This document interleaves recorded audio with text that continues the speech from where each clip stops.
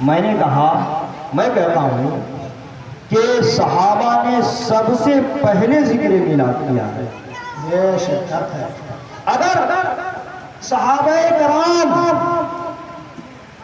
ذکر میلاد نہ کرتے، نبی کونین صلی اللہ تعالی علیہ وسلم کی ولادت کا ذکر نہ کرتے تو یہ باتیں ہم تک پہنچتی کیسے؟ یہ شرط ہے. سبحان اللہ سبحان اللہ. یہ باتیں ہم تک پہنچتی کیسے؟ امام بخاری اور امام مسلم کے وقت میں بخاری اور مسلم آئی ہے، اس سے پہلے ذکر ہی ہوتا تھا. علماء موجود ہیں. امام بخاری کہیں حدثنا فرماتے ہیں، کہیں حدثنی کہتے ہیں، کہیں اخبرنا کہتے ہیں، کہیں اخبرنی کہتے ہیں. یہ علم کی باتیں ہیں. لیکن حدثنا کا مطلب یہی ہوتا ہے کہ حدثنا جب کہتے ہیں امام بخاری تو وہ ذکر اور وہ روایتیں سننے والے امام بخاری تنہا نہیں ہے بلکہ جماعت کے ساتھ ہیں، اور ان کا استاد ذکر کر رہا ہے، وہ اپنے استاد سے روایت کر رہا ہے، وہ اپنے استاد سے روایت کر رہا ہے، اور یہ سلسلہ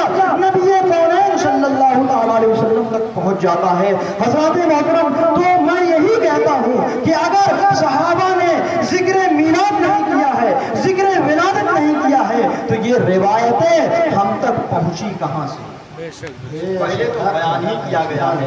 پہلے قرآن بھی مصحف کی شکل میں موجود نہیں تھا، قرآن بھی کتاب کی شکل میں موجود نہیں تھا. حضرت ابو بکر صدیق رضی اللہ تعالیٰ عنہ کے دور خلافت میں قرآن کو جمع کرنے کا کام شروع کیا گیا تھا، اور یہ بھی حضرت عمر رضی اللہ تعالیٰ عنہ کی گزارش پر اور ان کی رائے پر کہ امیر المومنین ہمیں خطرہ ہے کہ کہیں قرآن جیسی عظیم نعمت ہم سے ضائع نہ ہو جائے، لہٰذا آپ قرآن کو جمع فرما دیں، قرآن کو جمع کر دیں. تو حضرت امیر المومنین خلیفۃ الرسول بلا فصل حضرت سیدنا ابو بکر صدیق رضی اللہ تعالیٰ عنہ نے یہی ارشاد فرمایا تھا کہ جو کام نبی کونین صلی اللہ تعالیٰ علیہ وسلم نے نہیں کیا ہے وہ کام میں کیسے کر دوں.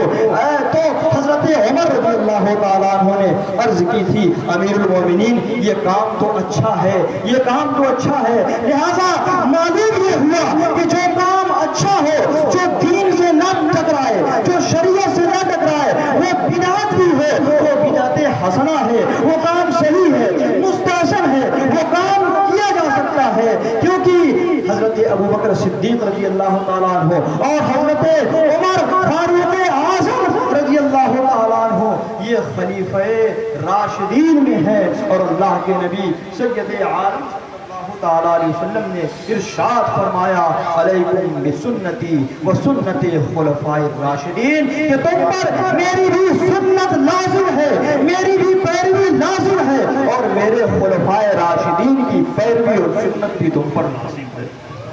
حضرات محترم بہت سے ایسے کام ہے. یہی حضرت عمر ہے. بات ذرا سا دوسری طرف چلی جائے گی کہ ہم رمضان کے مہینے میں جو جماعت کے ساتھ 20 رکعات تراویح مسجد میں پڑھتے ہیں، یہ تراویح کی جماعت حضرت عمر فاروق اعظم رضی اللہ تعالیٰ عنہ نے اپنے دور خلافت میں قائم کی ہے، اور قائم کرنے کے بعد آپ نے بدعت کا لفظ بھی بولا. آپ نے فرمایا کہ نعمت البدعۃ ھذہ، یہ کتنی اچھی بدعت ہے. بدعت کا لفظ ہے. لہذا وہ لوگ جو ہر وقت رٹ لگاتے ہیں کل بدعۃ ضلالہ، کل بدعۃ ضلالہ، یہ بالکل روایت بالکل حق ہے. ہمارے شیخ الاسلام والمسلمین علامہ سید محمد مدنی میاں دامت برکاتہم العالیہ نے اس کا جواب دیا ہے کہ یہ جو بدعت ضالہ ہے یہ عقیدے کی بدعت ہے. اس سے مراد عقیدے کی بدعت ہے کہ آدمی اپنا عقیدہ بدل لے. جو دین اور اسلام کے ضروری احکام ہیں، جو عقائد ہمیں رکھنے ہیں، وہ عقیدہ بدل لے تو یہ بدعت ضلالہ ہے، جہنم میں لے جانے والی بدعت ہے. بہرحال بات دوسری طرف جا رہی ہے. تو میں یہ کہہ رہا ہوں کہ حضرت عمر رضی اللہ تعالیٰ عنہ نے تراویح کی جماعت قائم کی.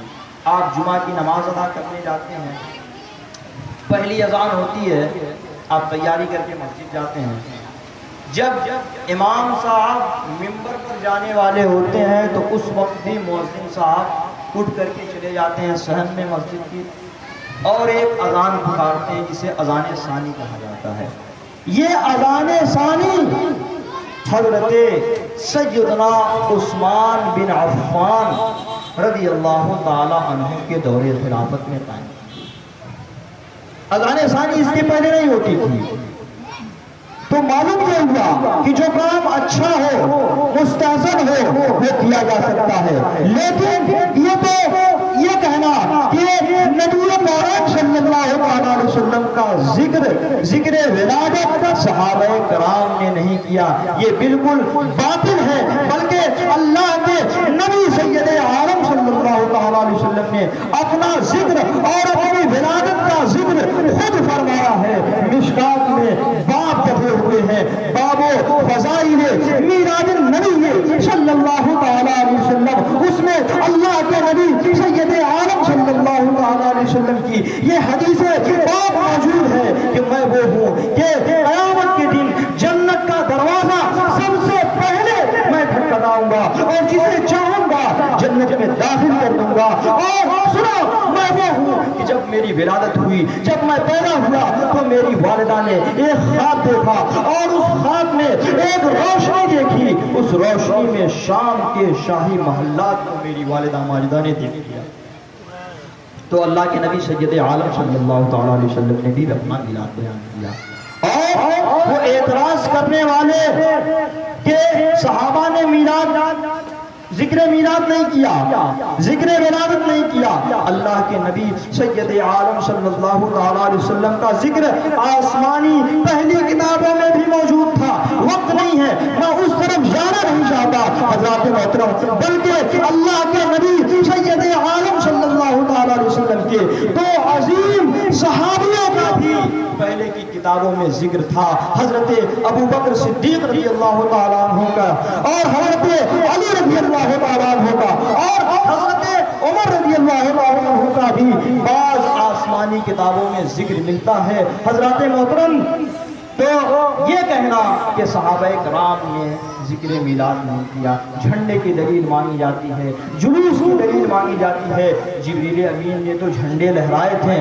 اور صحابہ کرام پہ جو اعتراض کیا جاتا ہے، مجھے گزشتہ سال کی بات یاد آ رہی ہے کہ ہماری جماعت کے عظیم عالم دین اور خطیب حضرت علامہ مولانا توفیق احسن صاحب برکاتی دامت برکاتہم العالیہ، ان کی تقریر اسی اسٹیج پر اور اسی جلسے میں ہوئی تھی، اور تقریر کے بعد جب ہم لوگ عشاء کی نماز کے بعد کھانا کھانے بیٹھے تو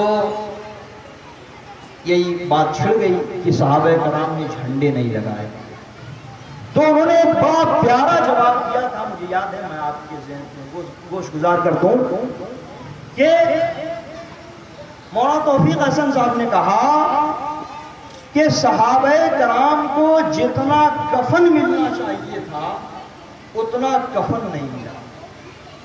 حضرت امیر حمزہ رضی اللہ تعالیٰ عنہ جو سید الشہداء ہیں، نبی کونین صلی اللہ علیہ وسلم کے سگے چچا جان ہیں، آپ کی شہادت ہوئی تو آپ کی پھوپھی جان ایک چادر لے کر کے آئی، اور چادر اتنی تنگ تھی کہ جب اس چادر سے آپ کا کفن بنایا گیا تو جب آپ کا سر چھپایا جاتا تو پاؤں کھل جاتے، اور پاؤں چھپایا جاتا تو آپ کا سر کھل جاتا، لہذا سر کو چھپا لیا گیا اور پاؤں پر گھاس رکھ دی گئی۔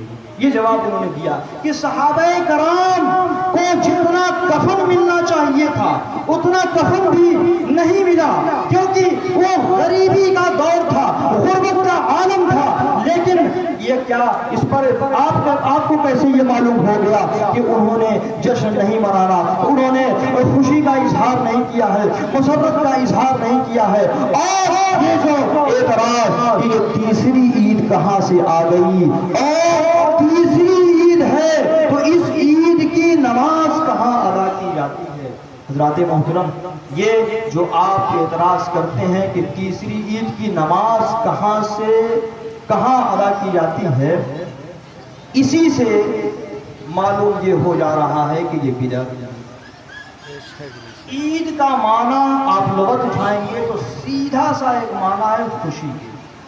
عید کا معنی خوشی، عید کا ایک معنی ہے جشن مسرت۔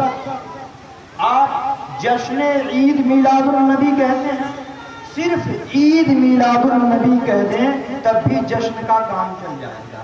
عید میلاد النبی، نبی کی میلاد کا جشن، جشن مسرت، نبی کے میلاد کی خوشی۔ امام غزالی رحمت اللہ تعالیٰ علیہ عید کا ایک معنی انہوں نے مکاشفۃ القلوب میں لکھا ہے کہ عید کہتے ہیں جو ہر سال، عید کا معنی ہے کہ جو بار بار لوٹ کر کے آئے۔ عید